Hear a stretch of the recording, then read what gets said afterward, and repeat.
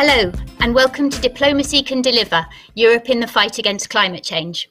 My name is Susie Dennison, and I'm the Director for European Power at the European Council on Foreign Relations. I feel hugely privileged to be moderating this discussion today with some of the key voices shaping the European and international response to the climate crisis. We know that the European Green Deal has been one of the cornerstones of the von der Leyen Commission policy agenda from its outset in 2019, with strong public backing. At ECFR, we can see in the public opinion surveys that we've commissioned across the EU in 2020 that in every member state, support for European action on the climate crisis has grown during the period of the corona crisis, with those who've become more supportive of European action on this question outstripping those who have become less so in every member state that we covered. But now comes the tricky part, because in 2021, the EU is going to have to deliver on the high-level promises. And as we can already see with the upcoming European Council discussion on finalising the EU budget and the Next Gen EU initiative, it's very difficult, it's very challenging to find agreement within the EU. At an international level, Europe isn't alone, because we're seeing from the US, from Japan, and now from China as well, exciting new plans being laid out towards decarbonisation. But in order to realise these plans, tough choices are going to have to be made, and excellent climate diplomacy is going to be needed to deliver. So we're really honoured today to hear from the highest level on how Europe might chart a path forward on all of this. Following the address from the UN Secretary General, we'll hear from 4 ministers from across the EU with a range of responsibilities on the climate challenge, and then there'll be a question and answer session. For those of you who are joining by Zoom, we invite you to send your questions on the Zoom chat. For those of you who are joining via live stream, you can do so using hashtag ECFR events during the course of the conversation. But now first, we're thrilled to be able to hear from the UN Secretary General, António Guterres, from New York.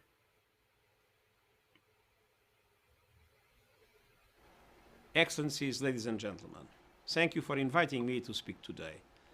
I will focus my remarks on the climate crisis and the need for heightened climate action. Recently, we have seen encouraging responses. The European Union, Japan, and the Republic of Korea have pledged carbon neutrality by 2050, along with more than 110 other countries. China says it will do so before 2060. By early 2021, countries representing more than 65% of global carbon dioxide emissions and more than 70% of the world economy will have made ambitious commitments to carbon neutrality. But we are still running behind in the race against time. Every country, city, financial institution, and company should adopt plans for transitioning to net zero emissions by 2050. We need to see these plans well in advance of COP26, in particular the national determined contributions required under the Paris Agreement and the long-term strategies we need to become carbon neutral. The G20 countries, which are responsible for more than 80% of climate pollution, must show the way. The European Union has led on net zero emissions in the G20. I urge you to continue to lead with concrete and ambitious near-term commitments. It is essential that the European Union commits to reducing emissions by at least 55% by 2030 in its new nationally determined contributions. The Climate Ambition Summit I'm co-hosting with the United Kingdom and France on the 5-year anniversary of the Paris Agreement represents a clear opportunity for the EU to present its more ambitious climate plans. Enhanced ambition from the G20 also means aligning economic plans and COVID-19 recovery measures with the Sustainable Development Goals. By fully implementing its Green Deal and Next Generation EU, and by mainstreaming climate change into its long-term budget, the European Union can show the world how to move towards climate neutrality and climate resilience while ensuring prosperity and a just transition. The proposed €1.85 trillion investment package is an opportunity to invest in measures and technologies needed to achieve climate neutrality by 2050. The decisions taken now on how the funding will be allocated will shape the direction of travel for years to come. It is essential that the EU accelerates its transition towards clean energy. The proposals of the European Union to speed up this shift in a way which confronts inequality and protects those affected by the transition can set a powerful example to the rest of the world. The coal industry is going up in smoke as investors see more stranded assets and voters see more harmful pollution and climate damage. there must be no new coal, and all existing coal in the European Union should be phased out by 2030 in OECD countries and by 2040 elsewhere. Furthermore, I asked the European Union to stop the financing of fossil fuels internationally and to promote a shift in taxation from income to carbon. The EU has a crucial role in ensuring that developing countries in need have the necessary support to recover sustainability from COVID-19 and to enhance their own climate ambition through assistance for mitigation, adaptation and resilience. It is essential that we leave no one behind and we build a global coalition working towards a net zero emission future. I count on the EU and other donor countries to deliver the $100 billion each year in climate finance to developing countries for mitigation and adaptation through the mobilization of public and private resources. I also count on European Union countries to use their influence in multilateral financial institutions to enable ambitious adaptation strategies. It is important that we increasingly focus on the debt crisis facing most vulnerable countries. And as more countries around the world commit to achieving net zero emissions, the EU has an important opportunity to lead the way in aligning international trade with achieving the goals of the Paris Agreement.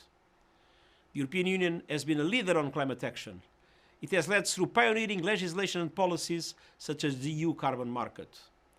The European Union has also led by showing that it is possible to cut emissions while achieving economic growth. And the EU has been building solidarity with the most vulnerable countries around the world. We applaud the European Union's climate achievements, but we are still nowhere near the finish line. As we head towards the Climate Ambition Summit on the 12th of December and COP26 in November next year, the world will once again be looking to the European Union for climate leadership. I urge the EU to seize these opportunities and answer this call for people everywhere, for prosperity and for the planet we all share and depend on. Thank you.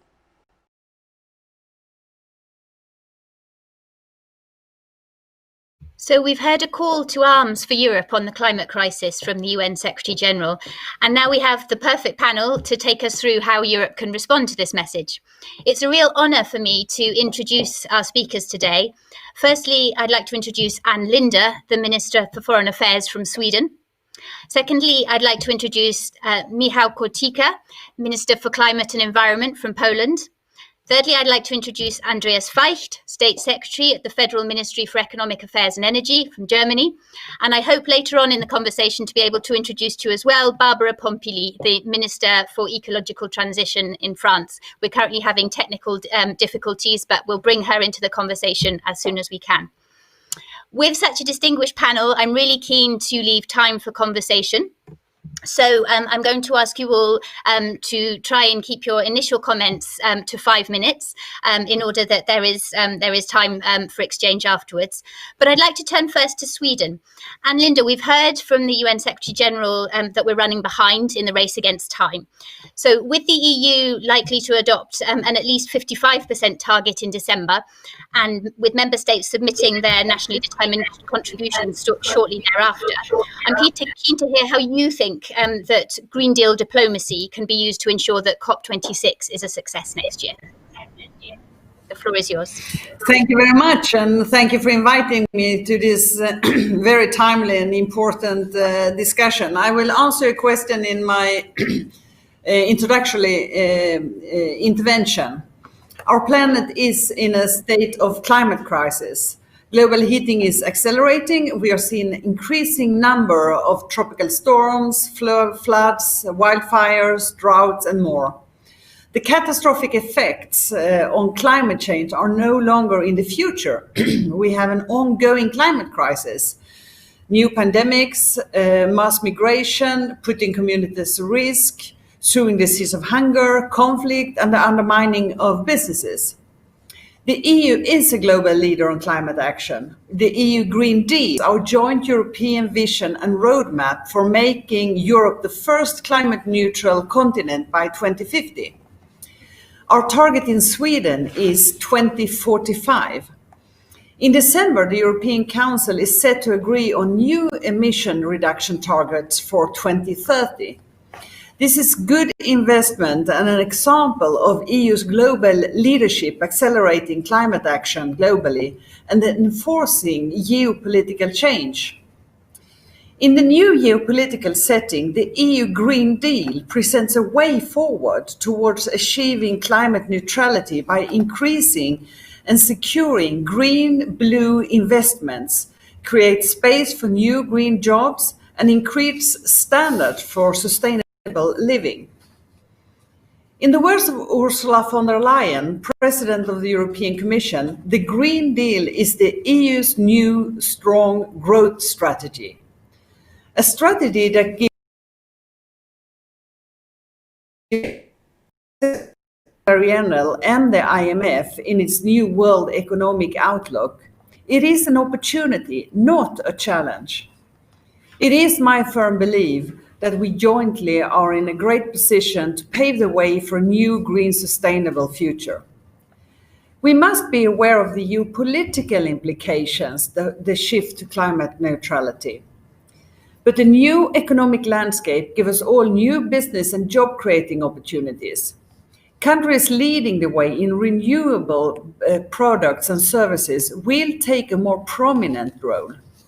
The new geopolitical landscape is only beginning to unfold, but I take comfort in the principle of Agenda 2030. No one shall be left behind in the transition to climate neutrality.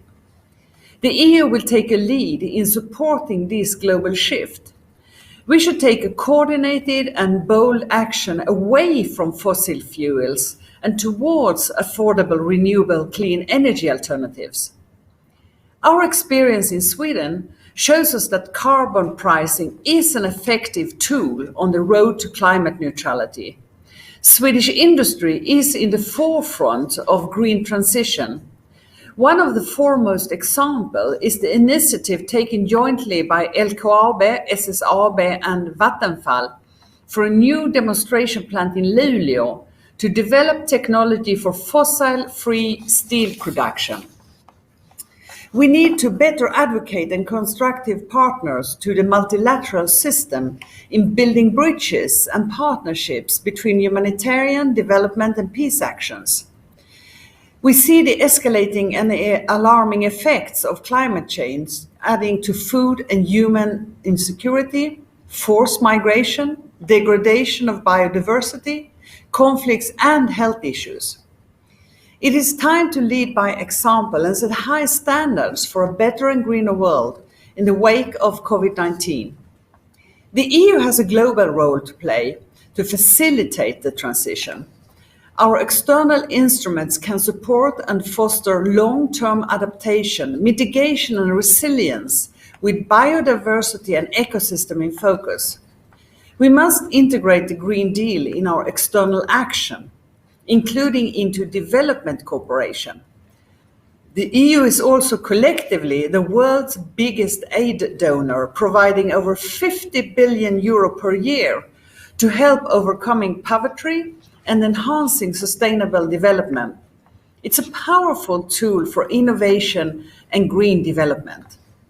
Thus, the EU Green Deal plays a significant role in how the EU can facilitate the global transition and the changing geopolitical landscape shift. China and United States will be important partners. We have a joint responsibility to enable sustainable green-blue socio-economic development and transformation to reach the Paris Climate Agreement and sustainable goals in Agenda 2030. A crucial year is ahead of us, up to COP26. Ambitious NDCs will need to be produced ahead of the COP by all parties. These need to point of departure for green-blue investments in building back better and greener. We will support the UK and Italy in their efforts to make COP26 a success. The EU Green Deal gives us a new and unique opportunity for an active European diplomacy. Let's make use of that geopolitical opportunity. Climate diplomacy is about how we jointly secure green-blue investment while ensuring investors align to the commitments in the Paris Climate Agreement and the sustainable goals in Agenda 2030. It is about how we can secure the climate financing, safeguarded by guarantees and credits in public and private partnerships, that are navigated by sustainability. The EU and the UN and the international community have a responsibility to lead by example. If we fail, we and the history will hold us accountable. The opportunity to make a better place, it's in our hands. Thank you for your attention. And thank you very much indeed for those comments. I want to stay with the optimistic tone that Linde has struck for us, and turn now, if I may, to you, Michał Kurtyka, and to ask, Linde has talked about the opportunities that exist around the Green Deal. Can you tell us how you see these opportunities at an EU level, what you see as the key challenges for delivering the Green Deal within the new geopolitical context, and what Poland's approach is to delivering a green recovery? Thank you. The floor is yours. Thank you very much, Secretary General, dear ministers. It's a pleasure to be part of this high-level panel, and an opportunity for us to share views on how to achieve our ambitious goals. And of course, we see that the pandemic is testing our political will, but we are determined to stick to our long-term vision of Poland becoming green economy and moving towards climate neutrality, as we were gaining momentum in this regard starting from COP24, which happened in Katowice nearly 2 years ago. And right now, especially, we are aiming at combining recovery efforts with energy transition and the development of a new clean energy system. And as you said, it is providing also enormous opportunities to be seized. However, of course, due to a very specific starting point, the structure of our energy mix makes the transitional measures much more demanding and costly than in other EU countries. Let's only quote one number. The additional cost of achieving climate neutrality by 2050 would be for Poland twice as high as the EU's average. So the challenge is unprecedented, but I can assure you also that the answer is unprecedented in Poland as well. And this is why we have proposed a new energy policy, which is based on 3 pillars: just transition, zero-emission energy system, and good air quality. And of course, as every country, Poland must ensure stable production of cheap and clean energy to reduce especially the dependence on fossil fuels. And we must use all existing technologies such as nuclear, solar, wind, and hydrogen to build in 20 years a clean energy system with a capacity comparable to the current conventional one. Investments in the development of new energy sources are now more needed than ever. Offshore wind farms will play a crucial role, and I was very happy to host in Szczecin at the end of September 8 countries from all around Baltic Sea, and we had Minister Feicht, who is currently at this panel, and we had also Sweden signing to this declaration, and we established a new secretariat, a new structure in order to help us coordinate how to make the best out of Baltic Sea potential to develop offshore wind farms. For Poland alone, we expect by 2040 between 8 till 11,000 megawatts of installed capacity in this new advanced technology. But we are also supporting the development of renewable energy sources at local level, and this bottom-up dimension is playing an increasingly important role. Prosumer market is booming in Poland despite the pandemic. And just to quote you one number, during last months, since the beginning of the year, we added 100,000 rooftops PV panels on the houses in Poland. Photovoltaics is really booming in Poland, and International Energy Agency expects by 2024 installed capacity of renewables in Poland will increase by 65%. And to tell you that we are starting from a level of 10,000 installed megawatts, which we just celebrated last June. And this huge transformation is ahead of us. Just to tell you also that in the next 10 years, it will result that in every one in every 3 megawatt hours of produced and consumed electricity in Poland will be coming from green sources. Moreover, as I said, we are working on increasing air quality, and it's very much linked with our climate strategy. We decided to phase out the use of coal in individual heating by 2040. With regard to transportation sector, we will promote the electromobility, hydrogen mobility, and zero-emission public transport. From 2025, electric and hydrogen buses only will be allowed to sell in big Polish agglomerations. Through these actions, we hope to see GHG emissions and polluters visibly reduced in Poland. And in this context, the issue at stake is increasing the EU's emission reduction target by 2030. And what we think is that the most important is not only the question of setting the target, but also defining the right way of reaching it. And those defining mechanisms that will prevent less wealthy countries from incurring disproportionate costs related to the climate transformation is at the heart of the feasibility of this ambitious transformation. So increasing the EU reduction target requires an action plan for its implementation and financial support, allowing each member state to participate irrespective of its starting position. These reforms are an opportunity for our economies, and it was also underlined by my colleague. New sectors, new growth, new jobs, enhanced competitiveness. These are our common goals. And we must also make sure that risks such as energy poverty and redundancies, especially in most exposed regions, are avoided as much as possible, and we treat consequences of moving towards climate neutrality in the spirit of solidarity. So just transition must be at the heart of our action. Gaining social acceptance for our decisions is crucial to avoid possible negative response.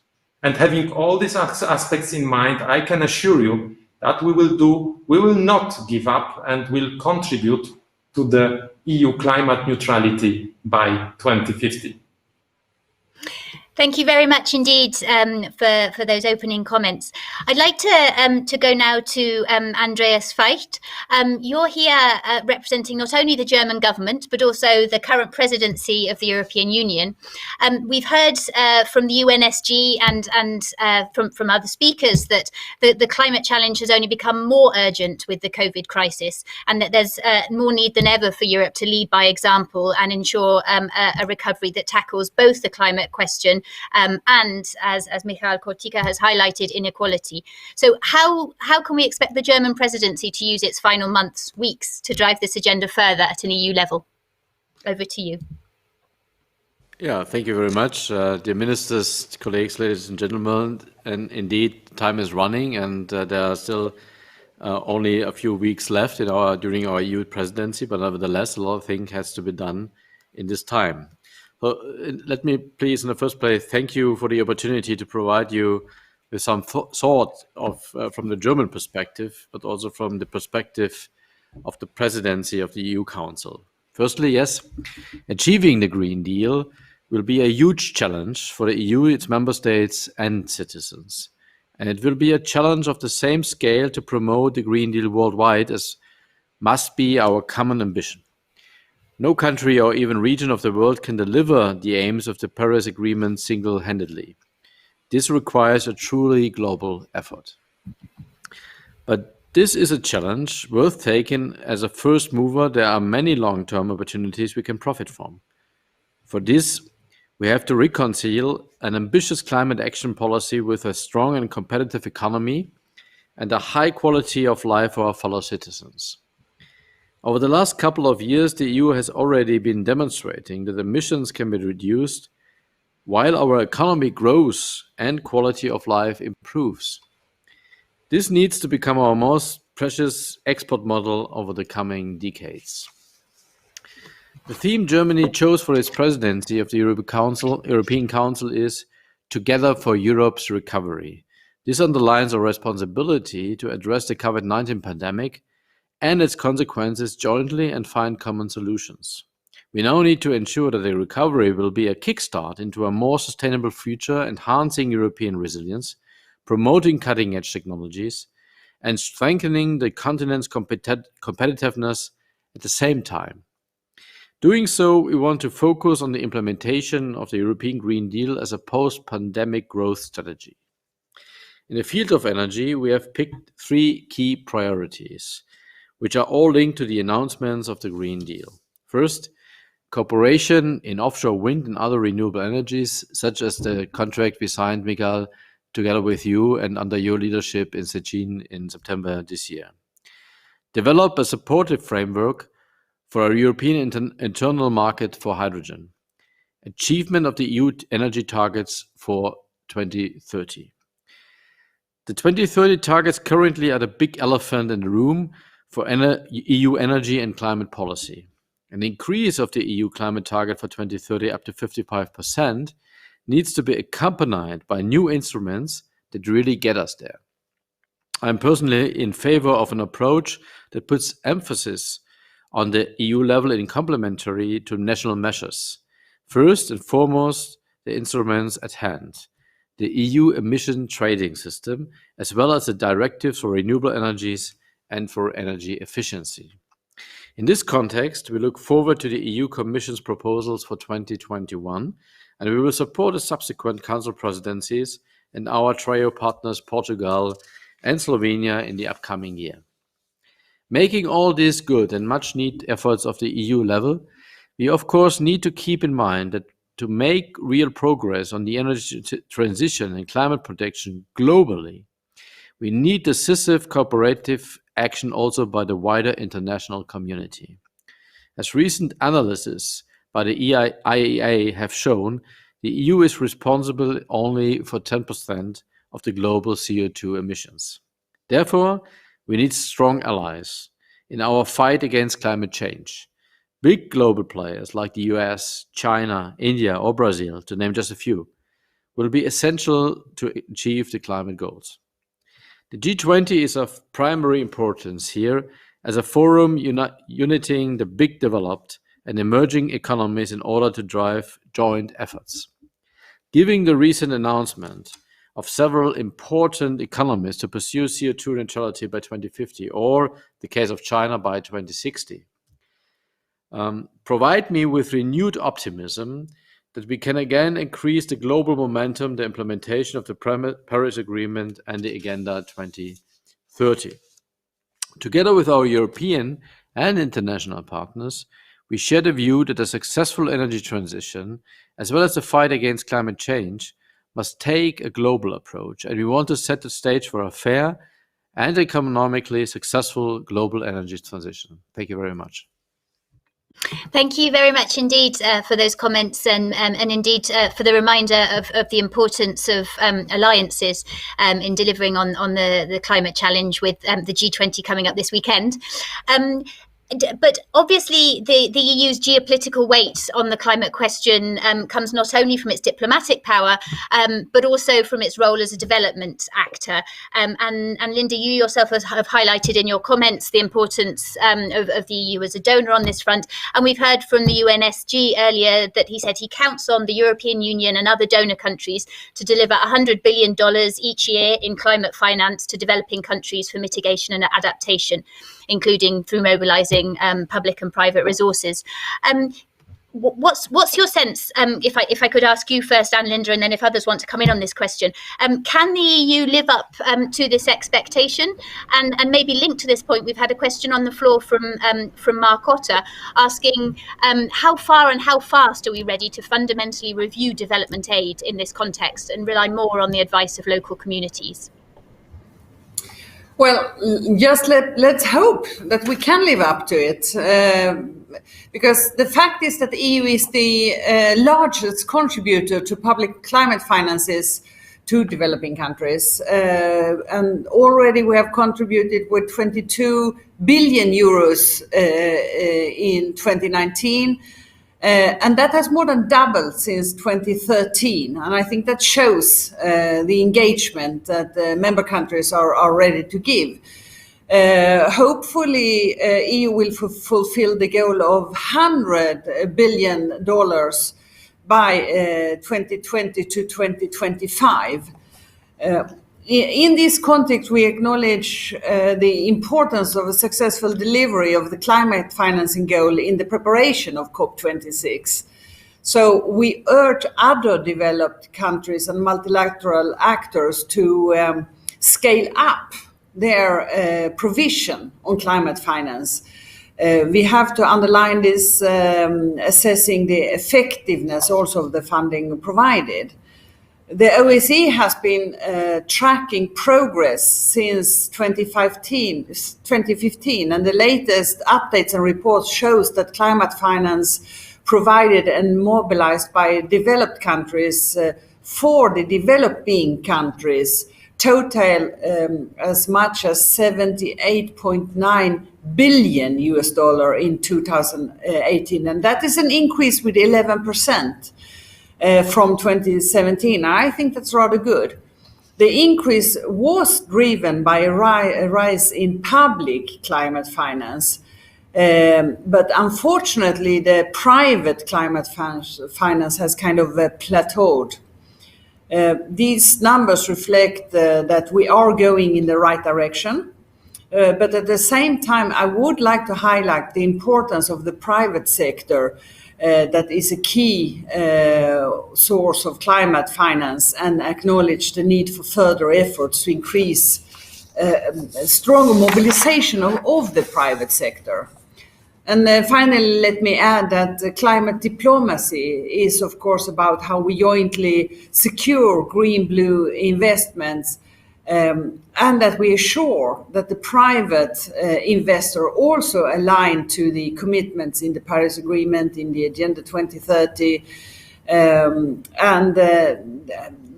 see how we can secure climate financing with credits in public and in private partnerships, and that we always have sustainability and long-term resilience. And I used to be Minister of Trade, so I know that there is a lot that you can do in the national export credit systems, and so to put sustainability as a core of this. Thank you. Thank you very much for that response, and maybe our other panelists want to come in on that point too. But I'd like to broaden our discussion out now to a slightly different area, and think about the welcome news from the Biden administration about their intention to recommit the US to the Paris Agreement, and I'm keen to hear from other panelists about how you think the EU should work with this re-engagement from the US side, how we should go with that opportunity that's put there, and maybe sort of linked to that question.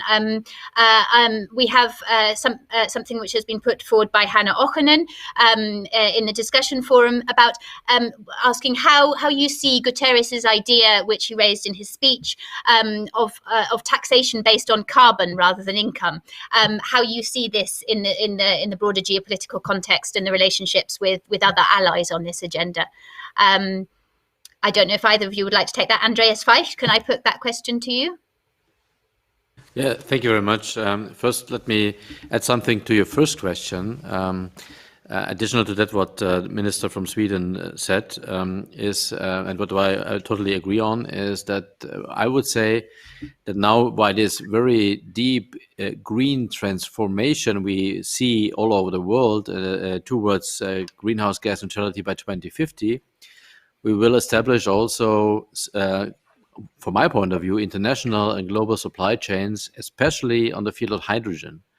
So as electricity is more a regional or local market because of the problems of transportation of our high distances, long distances, hydrogen will be established as a global market, and that will require international direct investments in those countries who have the better circumstances in order to produce cheap green electricity, and that will bring money also from the private sector to developing countries. That's what I wanted to add to the first question. And to the second question, of course, what we welcome very much is the announcement of President-elect Joe Biden in order to re-enter the Paris Agreement from the US side. This is a very good news because it helps us to be very reliable in our way towards greenhouse gas neutrality, because we have also to motivate our own citizens in Germany, in Europe, all the industries to go this path quite consequently. And if we would see that other regions in the world will say, no, we are not part of this big cooperation toward greenhouse gas neutrality, that would harm us in our own country. So it reduces the possibility of carbon leakage, of course, and it is a big and huge pull effect towards new green technologies and creates demand for these technologies when the US is part of this partnership towards greenhouse gas neutrality. So we are quite exciting. And also happy about this new announcement, and we will see how the House of Representatives and the Senate, the Congress, will deal with this announcement. And when it comes to the question of what is the framework, what is a market framework towards greenhouse gas neutrality, of course, from my point of view, a strong price signal is crucial and is very worthwhile.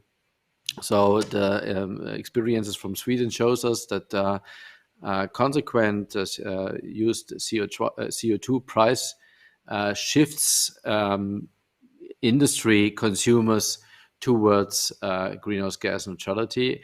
We also in Germany established a CO2 price in heating and the mobility sector by the beginning of 2021. I hope that we will see also a CO2 price in these sectors on the European level. And if you would have a CO2 price level globally, that would, of course, be a very good sign and signal towards our ambitious goals. Thank you. Thank you very much indeed. Michał, Kurtyka, I'm interested to hear your take on this, and maybe to throw into the mix for you as well. We have a question from the floor from Camilla Bausch asking, how is it possible for us to strengthen our cooperation with the US and China, respectively, on this agenda? Interested to hear how you see that. Thank you very much. Well, with my cap of COP24 president, I had the honor to converge China, US, of course, Europe, and all other big economies and all countries, 196 countries, agreed in Katowice on the implementation package for the Paris Agreement. And so I know how important it is to get all big players around the table willing to get a compromise. And I think that if you would tell me 3 months ago that we will be right now discussing in November having China declaring carbon neutrality, having Japan and Korea moving towards climate neutrality, and then having, of course, President-elect Biden going for climate neutrality in an ambitious terms for America, I wouldn't probably believe. So in this regard, a lot has changed. This is why I think the implementation becomes the key question. It's not anymore only the question what, but the question of how, which become crucial. And answering also to the first question which was asked in terms of development aid, I think that OECD countries here have a special responsibility in developing technologies which can be then scalable to the market and offering them to non-OECD member states as a solution, as a practical solution to move towards climate neutrality all over the world. Because it is the same as with this COVID-19 pandemic. Nobody is safe until everybody is safe. And we have this truth which is both valid for the pandemic as well as for environmental and climate challenges that we are facing right now as humanity. So I think that we should also think in the spirit of solidarity of other countries and bring them good solutions in this regard.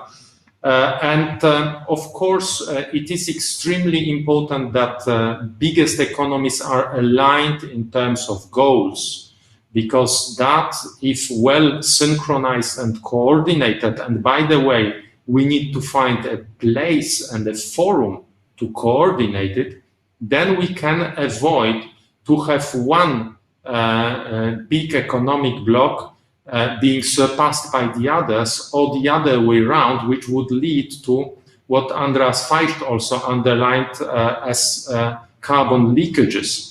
And so there is right now, once we have the will from major economies in the world, we need really to work together in order to address the how question. Thank you very much indeed. I think I'd just like to sort of note for everybody at this stage that it seems that due to technical difficulties, Barbara Pompili will not be able to join the discussion today. That's why I'm continuing with the conversation between the three ministers, which we do have, which is excellent. So Anne-Linde, you have asked for the floor. I think that was around the point on implementation. So I'm hoping that maybe you can bring our conversation back to Europe, and in addition to the point that you wanted to make, I'm interested to sort of to hear how you see the role of the MFF and the recovery funds in delivering on Europe's commitment, given that 37 to 40% of the resilience and recovery facility should go to climate friendly spending. And we've also had a question from the floor from Petra Pinsler at Die Zeit, asking whether we see any chance that the EU will go higher than the 55% reduction of CO2 that's expected as a minimum. So the floor is yours, Anne-Linde, for whatever parts of that you'd like to answer. Well, thank you very much. Well, what I wanted to say is first, and then I will go into also the question, is that we had an EU foreign ministers meeting today, very long one actually, and we discussed, among other things, what it means that there will be a new Biden administration in the United States. And of course, one of the main changes will be that the new American administration will rejoin the Paris Agreement, and it will take they take the decision, it takes 30 days. But it's really, really important that they do, and it's also for the political pressure on other countries. If US is not there, it means something, and if they are there, it also means something in a more positive way. When it comes to how we're going to implement it in the EU, well, I think it's two different things. One is the Green Deal that is mostly financed via the member states separately. But then we also have the package, the MFF, the budget, and the Corona package that actually 25 countries fully support, but unfortunately Hungary and Poland has put in their veto to it, and I just hope that they will not stop this, because this is actually for the first time really a green budget, and where the green transition has taken steps forward, which we have never seen before. And I think both Ursula von der Leyen and Timmermans, the commissioner on environment, is extremely strong politically in getting to change EU to be a for real environmental friendly and fighting climate change in a way that we have not done before. Thank you very much indeed. I don't know if the other panelists would like to respond on any of those points, but I'd like to add into the mix as well another question that we've had from the chat room from Anna Herrhausen, asking what's your sense of the impact with regards to today's labour market that we should envision as part of the transition process, and how can the adaptation of labour markets be supported through this process? I don't know who would like the floor. Michał, Kurtyka, this is perhaps a question that you touched on a little bit in your comments, if you'd like to speak to that point. Thank you very much. Yes, indeed. Social dimension of this unprecedented transition, industrial transition as well, is absolutely key. And we will be seeing very different impacts depending on regions or even communes and cities. So there will be no uniform pattern all over our countries, all over even within one country, but there will be a mosaic of win-lose, lose-win, win-lose patterns.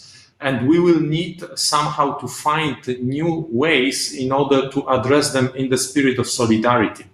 It's our common decision to move towards climate neutrality, and it is heavy in consequences in terms of existing fossil fuels dependent sectors and hundreds of thousands of jobs across only my country, but within Europe there's millions of jobs which are concerned.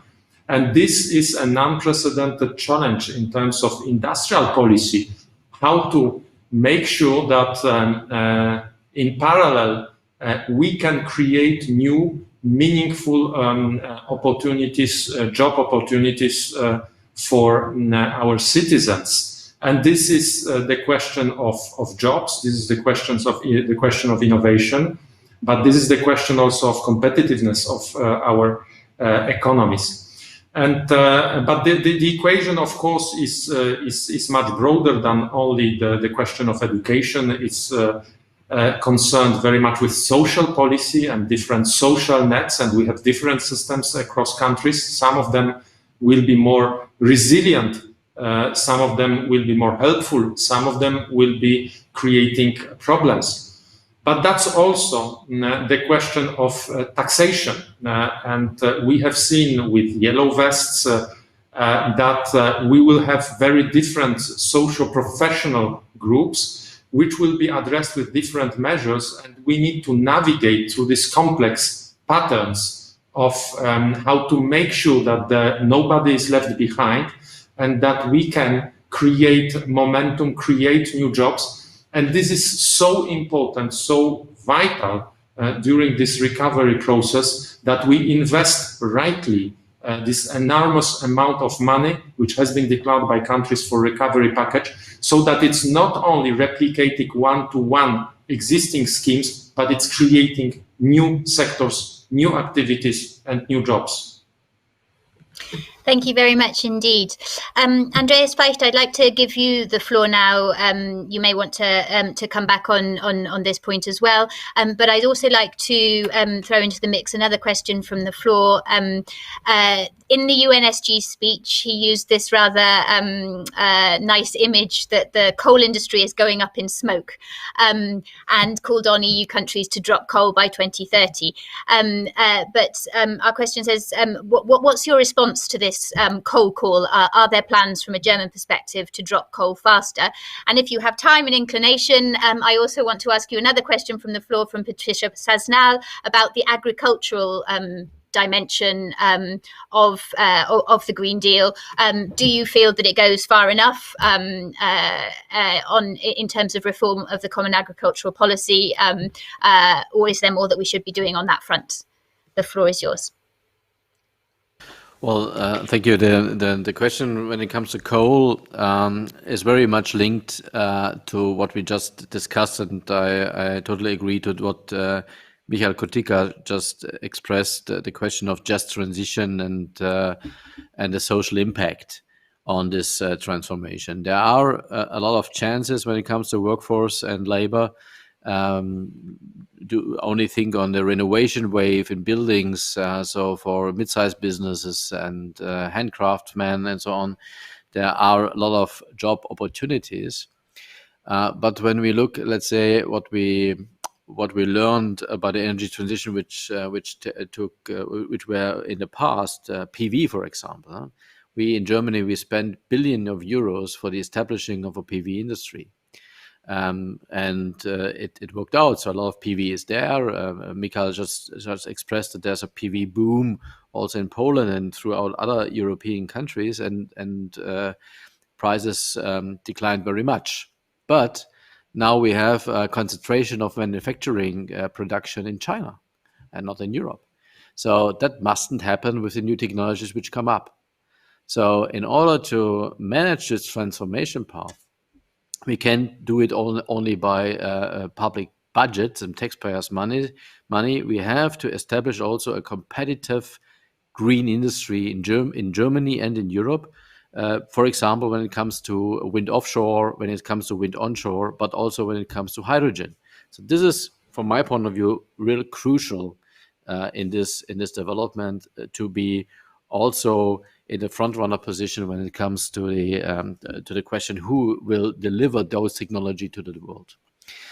And this is linked to coal. Of course, from the climate perspective, the sooner the better. But we have two other requirements which we have to achieve and also to take into account. First, the security of supply. So this is a huge rebuilding and reconstruction of the energy system.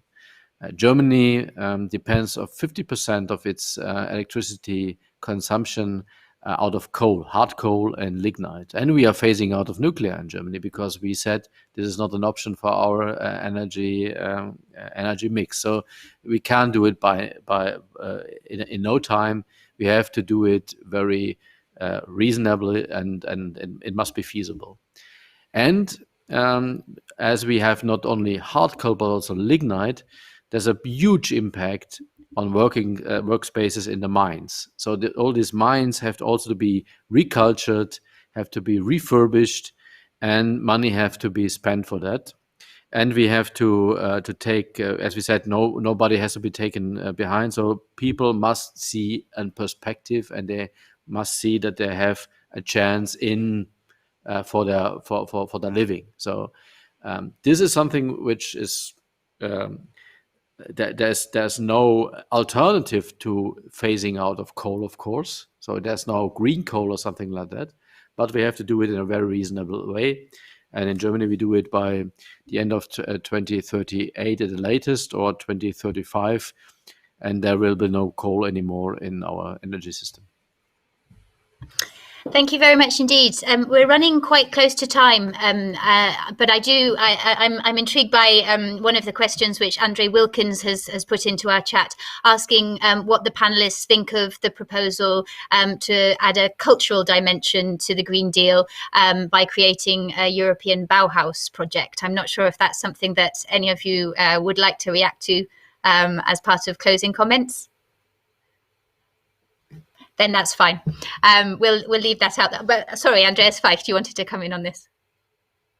Oh, I'm really not an expert when it comes to agriculture, and so I don't have too deep insights. But it is in all the sectors. It's really similar.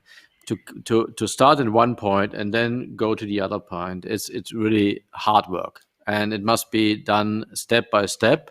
Consequently, without any alternatives, but we must do it reasonable, and we have to take people with us. So on the agricultural side, the farmers and so on, they also have to see that this is something which they can profit from. So this is why I really hope for funding, just transition fund and all that from the European level, that we can bring those people also into jobs, into alternatives and all that. This is really crucial. If you would leave those people and those citizens, we couldn't work out. That's what also Michał Kurtyka expressed by referring to the Gilets jaunes, and I would really agree to that. Thank you very much indeed. Well, we are now pretty much at time, but I think we've benefited from a really rich conversation on many different aspects of how the EU can step up over the climate deal in 2021. And I think now, as we've seen from the fact that our Swedish foreign minister has had to leave us to go on to other commitments, that we now hand back over to the European Council this evening to pin down the budget and the Next Gen EU deal, hopefully from today. But we at ECFR are going to continue our work on the politics and the geopolitics of the European Green Deal. So do keep an eye on our website at www.ecfr.eu for our ongoing work on this area.